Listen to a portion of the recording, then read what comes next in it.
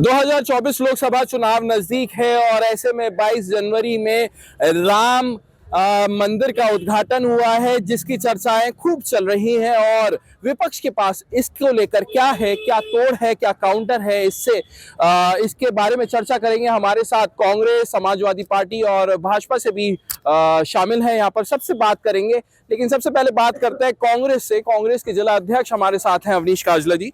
काजला जी, किस तरीके से इस चुनाव को आप देख रहे हैं? राम मंदिर का उद्घाटन हो चुका है, किस तरीके से इसको काउंटर करेंगे? क्योंकि जनता कल तक तो राम राज, राम काज ये सब करते हुए नजर आ रही थी, लेकिन अब कुछ जनता ऐसी हो गई है जो कह रहे हैं कि मोदी है, मोदी है, मोदी है, मोदी ने करवा दिया उद्घाटन। देखिए, मोदी ने उद्घाटन करा दिया, फिर सुप्रीम कोर्ट ने क्या किया? मंदिर बनाया किसने? इस देश की जनता ने सुप्रीम कोर्ट के निर्णय को माना। और ऐसा कोई एक व्यक्ति आप मुझे दिखाओ इस हिंदुस्तान के अंदर। जनता क्या है, जनता से कुछ लोगों से हमने भी बात करी तो वो कह रहे हैं कि प्रयास किसका रहा? प्रयास तो भाजपा सरकार का रहा ना। अगर भाजपा का इतना प्रयास रहा तो 9 साल इनकी सरकार रही, तो ये इतने अध्यादेश ये लाए हैं। एक अध्यादेश मंदिर के नाम का आ सकता था, क्यों नहीं आया? ये सिर्फ और सिर्फ राजनीतिक लाभ लेने के लिए, और जो असली मुद्दे हैं जनता के, बेरोजगारी, शिक्षा, किसानों की समस्या, नौजवानों की समस्या, महिलाओं पर अत्याचार, दलितों पर, पिछड़ों पर, अल्पसंख्यकों पर, इन सब मुद्दों से ध्यान भटकाने के लिए इस देश की भोली वाली जनता को ये धर्म के तरफ ले जाना चाहते हैं। लेकिन इस देश की जनता इन्हें 2019 में देख चुकी है और देश की जनता अब आने वाले टाइम में मुद्दों पर वोट करेगी। आप बताइए, एक तरफ प्रधानमंत्री नरेंद्र मोदी कह रहे हैं कि जो राम है वो समस्या नहीं, समाधान है, विवाद नहीं है। वो बार बार ये कहते हुए वहां पर नजर आए हैं कल के अपने भाषण में। आपको क्या लगता है, क्या कहना चाहिए इसमें? मुझे ये लगता है ये जो चुनाव है 24वां आ रहा है, राम जी के मुद्दे को लेकर मोदी जी से मुद्दा बनाए हुए हैं, चुनाव के लिए हथकंडे बनाए हुए हैं। और ये जो जनता है ये समझ गई है मोदी जी को कि ये इनका हथकंडा नहीं चलेगा। राम जी तो सबके मन में है, भगवान अल्लाह ये सब मन में होते हैं। मंदिर मस्जिद तो बात की काम है, पहले मेरे मन में है राम जी और भगवान जी, अल्लाह भी। ये तो एक चुनाव का मुद्दा बना रखा है और कुछ नहीं है जी। ये तो पब्लिक को वो दिखाना चाहते हैं कि ये मंदिर हमने बनवाई। मंदिर तो पहले ही बनी हुई थी, अब तो कार्य हुआ है उसमें। हमारे साथ तालिब रिजवी जी हैं समाजवादी पार्टी से। किस तरीके से अब आगे की रणनीति तैयार हो रही है समाजवादी पार्टी की ओर से? अभी देखा गया है कि आरएलडी को 7 सीटों पर कह दिया गया है, अभी सहमति बनी है, लेकिन अभी कांग्रेस से भी बात करनी बाकी है। तो क्या रणनीति आगे चल रही है लोकसभा चुनाव को लेकर, ये जो राम मंदिर आ गया उसके बाद? देखिए, राम मंदिर की बात आपने की। राम मंदिर की आस्था लोगों से जुड़ी हुई है और राम मंदिर राम का मंदिर है, राम भगवान का घर है। और भगवान का घर के ऊपर चुनाव लड़ने की तैयारी जो बीजेपी कर रही है, भगवान के ऊपर लगातार लड़ती आई है। मेरा आपसे कहना है कि जिस तरह से सुप्रीम कोर्ट के आदेश आए, पहले ही अल्पसंख्यक समाज ने, सब समाज ने बोला था कि जो सुप्रीम कोर्ट के आदेश होंगे हम उसका सम्मान करेंगे और उसको मानेंगे। अल्पसंख्यक लोगों की आस्था को समझते हुए अल्पसंख्यक समाज ने, तमाम लोगों ने सुप्रीम कोर्ट के आदेश को सम्मान दिया और उसको माना। शांतिपूर्वक सब चीजें निपटी। और आप ये देखिएगा जिस तरह से इन्होंने, सुप्रीम कोर्ट का आदेश था, ना कि बीजेपी का, ना कि बीजेपी ने मंदिर बनाया। मंदिर अगर किसी ने बनाया है तो सुप्रीम कोर्ट के आदेश से मंदिर बना है, मंदिर की स्थापना हुई है। क्या मुद्दे रहने वाले समाजवादी पार्टी के, आपको क्या लगता है? बस समाजवादी पार्टी मजबूत तरीके से गठबंधन में चुनाव लड़ रही है, अपना वो जीतेगी। क्या सिंपल सी एक लाइन में बिल्कुल लाइन सीधी है तो सीधी कही जाएगी।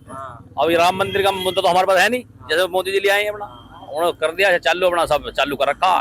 हिटलर साई चल रही है, ठीक है, लोगों को मंदिरों को बाहर रोका जा रहा। लेकिन प्रधानमंत्री ने, जैसे मैंने अभी उनसे भी कहा कि उन्होंने कहा है कि विवाद नहीं है, समाधान है राम।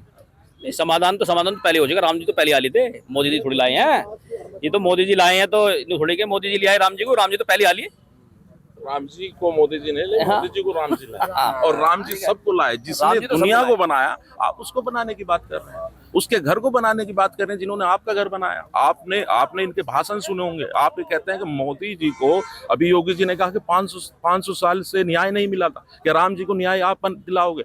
ये तो वो वाली बात हो गई, कोर्ट में बैठे हुए जज को मुलजिम ये कहता है कि हम न्याय हम जज को देंगे।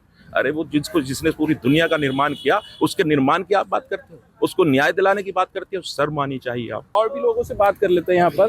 आप क्या कहना चाहते हैं इसको लेकर? ये 2024 का लोकसभा चुनाव नज़दीक है, किस तरीके से तैयारी चल रही है आपकी पार्टी के द्वारा, और क्या ये मुद्दा 1000 साल की जैसे कि बात करी थी, उन्होंने भाषण दिया था तो अपने स्टेज पे कहा था कि 1000 साल तक ये याद रखा जाएगा, तो आपको क्या लगता है 1000 साल तक जनता भूल पाएगी या चलता रहेगा इसी? देखिए, राम मुद्दा नहीं हो सकता। पहली तो बात, राम हमारी आस्था का प्रतीक है, राम आस्था केंद्र है। पहले जब लोग देखते थे, पहले राजनीति का धर्म होता था, आज लोग क्या चल रहा है, आज धर्म की राजनीति चल रही है।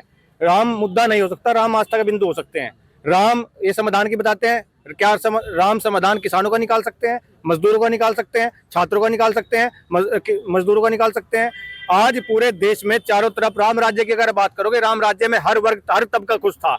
राम एक वो बिंदु थे जिन्होंने अपने राज धर्म निभाने के लिए अपनी पत्नी को त्यागने का काम किया था। आज देश में हर वर्ग दुखी है। रविंद्र जी, जिस तरीके से आपके पार्टी के अन्य लोगों ने बताया, मुद्दे गिनवाए, क्या ये मुद्दे हावी हो पाएंगे भाजपा सरकार पर, जो जनता पसंद कर पाएगी? आपको क्या लगता है इसको लेकर?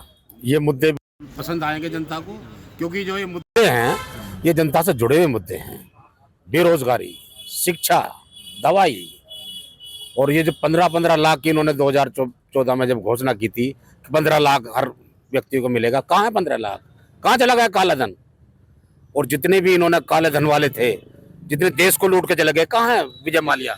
हाँ, विजय माल्या जी कहाँ है? कहाँ नीरव मोदी? मैं आपकी बात पे ही आ जाता हूँ। विपक्ष ये भी सवाल किया करता था कि 370 हटाने की बात करते हैं, ऐसा नहीं हो सकता। विपक्ष ये भी कहा करता था कि राम मंदिर बनाने की बात करते हैं, इसको मुद्दा बना रखा है, राजनीति कर रहे हैं राम मंदिर के नाम पर, राम मंदिर बनाएंगे लेकिन तारीख नहीं बताएंगे, ये सारी बातें आया करती थी। लेकिन सारी चीजें करके दिखा रहे, क्या पता 15 लाख भी आ जाए। फिर कहाँ से आएंगे 15 लाख?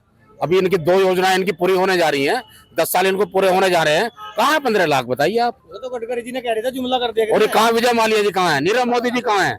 बैंकों को लूट लूट के सारा हमारे देश का पैसा, जो जनता का पैसा था, सारा इन्होंने विदेशों में अपने भेज दिया है। क्या इनकी वहाँ मिली भगत नहीं है क्या इनकी? आप भाजपा का नेतृत्व कर रहे हैं, आज सबकी बात आपने सुनी है, बेरोजगारी, युवाओं को नौकरी नहीं मिलना, महिलाओं के साथ उत्पीड़न, तमाम चीजें हैं, सबने बताया यहाँ पर। आपका क्या स्टैंड है? क्या राम ही सब कुछ करवा देंगे? 70 कांग्रेस की सरकार रही, क्यों खत्म नहीं कर पाई? सबसे पहला सवाल ये है, कांग्रेस से ही है, क्या खत्म नहीं कर पाई? 70 साल से जो आज ये मुद्दे हैं, ये तो हमेशा रहे हैं। बेरोजगारी और ये जितने भी मुद्दे इन्होंने बताए तो शुरू से रहे हैं। आज 2014 से जो सरकार आई है, जनता को केवल विकास, सुरक्षा जो पूर्ण तरीके से मिल रही है पूरे देश के अंदर। और उसमें रही बात चुनाव की 2024 के, तो चुनाव में तो देखो, जब 10 साल लगातार सरकार और आने वाले 5 साल भी भारतीय जनता पार्टी की सरकार ही आएगी, चुनाव का रिजल्ट 3 महीने बाद आ जाएगा, आप देख लेना। एनसीआरबी का डाटा की बात कर रहे हैं तो बात कर लेते हैं। क्या कह रहे थे आप अभी? देखिए, उत्तर प्रदेश आप अगर एनसीआरबी का डाटा देखेंगे तो नंबर 1 पर है। दूसरी चीज ये है कि आप बोला कि आप क्यों नहीं गए निमंत्रण? 4 बड़े शंकराचार्य क्यों नहीं गए जब निमंत्रण पर गया? क्यों मना कर रहे? पर लेकिन शंकराचार्यों के अभिमुक्तेश्वर जो है, उन्होंने ये कहा कि मंदिर में जाने के लिए नरेंद्र मोदी से आने से बदलाव जरूर हुआ है, उन्होंने पक्ष भी रखा अपना। किस तरह का बदलाव जरूर हुआ है। आप पेट्रोल के रेट देख लीजिएगा, 2014 थे कहाँ और अब कहाँ पहुँच गए हैं। आप गैस सिलेंडर पर, जब गैस सिलेंडर के रेट बढ़े थे, 10-20 रुपए बढ़े थे, उस वक्त आप चूड़ियां भेजने का काम कर रहे थे, लेकिन आज गैस सिलेंडर के रेट कहाँ पहुंच गए हैं? अब कहाँ वो चूड़ियां हैं जो आप पोस्ट करना चाह रहे थे जब आप धरने पर बैठे थे, जब गैस सिलेंडर आपने सर पर रखा हुआ था? आज वो गैस सिलेंडर कहाँ है जब गैस सिलेंडर के रेट ऊंचाई हो गई है? अभी इन्होंने बात की 2014 की, 2014 से अब तक किस तरह का बदलाव हुआ है? किसानों के आप देख लिए, गन्ने पर पैसा नहीं बढ़ता, किसानों के रेट कम कर दिए जाते हैं, बेरोजगारी बढ़ जाती है, 20 रुपए बढ़ गए 3 साल के अंदर 20 रुपए बढ़ा दिए जाते हैं। जब जहाँ आप ये देखिए महंगाई कितनी ऊंची पहुंच गई है, किसान किस तरह से अपना गुजारा करेगा? लगातार अगर आप देखेंगे, लगातार किसानों के आत्महत्या की दर बढ़ी है, लगातार किसानों का कर्ज माफी की बात करते थे, कौन सा कर्ज माफ कर दिया किसानों पर? लगातार आप बड़े बड़े उद्योगपतियों का कर्ज माफ कर देते हैं। आपके मोदी जी पैसे लेकर भाग जाते हैं लेकिन उनको पकड़ नहीं पाते। लेकिन किसान अगर आपसे कर्ज ले लेता है, अपना घर कर्ज पर कैसे कैसे चला रहा है, आप बता रहे हैं, बिल्कुल सही बात है। आप सारी चीजें बता रहे हैं, भाजपा पर कई तरीके का आरोप भी लगा रहे हैं, एनसीआरबी जो डाटा है उसकी भी बात जिक्र हो चुका है। लेकिन क्या ये सारे मुद्दे एक चीज पर भारी रहेंगे क्या? किस चीज पर भारी?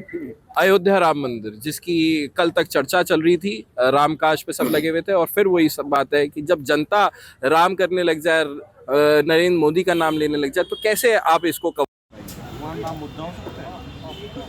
मैं मुद्दे की बात नहीं कर रहा हूं, मुद्दे आपने गिनवाए, इसके अलावा मैं मंदिर की बात कर रहा हूँ। राम, भगवान राम, ये कोई मुद्दा हो सकता है? शर्म की बात है अगर बीजेपी कह रही है कि मुद्दा है। नहीं, बीजेपी नहीं कह रही है, बिल्कुल कह रही है। बीजेपी के कार्यकर्ता ने भी कहा मुद्दा बना। देखिए आप मेरी बात समझ। आडवाणी जी क्यों नहीं गए? देश के राष्ट्रपति आदिवासी महिला इसलिए नहीं उन लोगों ने इन्हें आने दिया, मोदी जी ने। क्यों नहीं आई राष्ट्रपति वहां? क्यों न आने से रोका गया? राजनाथ सिंह को क्यों रोका गया? को क्यों रोका गया? केवल एक वन मैन आदमी, ये दिखाने के लिए कि अगर वो आ जाते, राष्ट्रपति वहां पहुंच जाते, तो उनको प्रोटोकॉल में कमी आ जाती। आपको समझना पड़ेगा, हमारे 15 तारीख में पूरे प्रदेश के नेता राम जी के दर्शन के लिए गए थे, और ये आस्था ये कोई तय नहीं करता। जब पहले भगवान राम वनवास काटकर जब अयोध्या में आए थे, तो प्रजा पलके बिछाकर सड़कों पर थी, वहां किसी को निमंत्रण नहीं दिया गया था, वीवीआईपी एंट्री नहीं थी। ये देश की जनता तय करेंगी, भगवान राम की प्राण प्रतिष्ठा में ये आएंगे, ये नहीं आएंगे। और कल घरों में कैद कर रखे थे। इससे बड़ी शर्म की बात नहीं हो सकती कि आस्था से जुड़े हुए लोग, जिनके मन में इच्छा थी, ये वीवीआईपी हो गए। बहुत बहुत शुक्रिया बात करने के लिए। तो ये थे हमारे साथ पक्ष और विपक्ष के कुछ नेता पदाधिकारी जो अपनी अपनी बातें यहाँ पर रख रहे हैं, और आरोप और प्रति आरोप का दौर लगातार जारी है। कोई भाजपा पर आरोप लगा रहा है तो भाजपा कांग्रेस और समाजवादी पार्टी पर आरोप लगाते हुए नजर आ रही है। अनमोल शर्मा, TV9 उत्तर प्रदेश, मेरठ।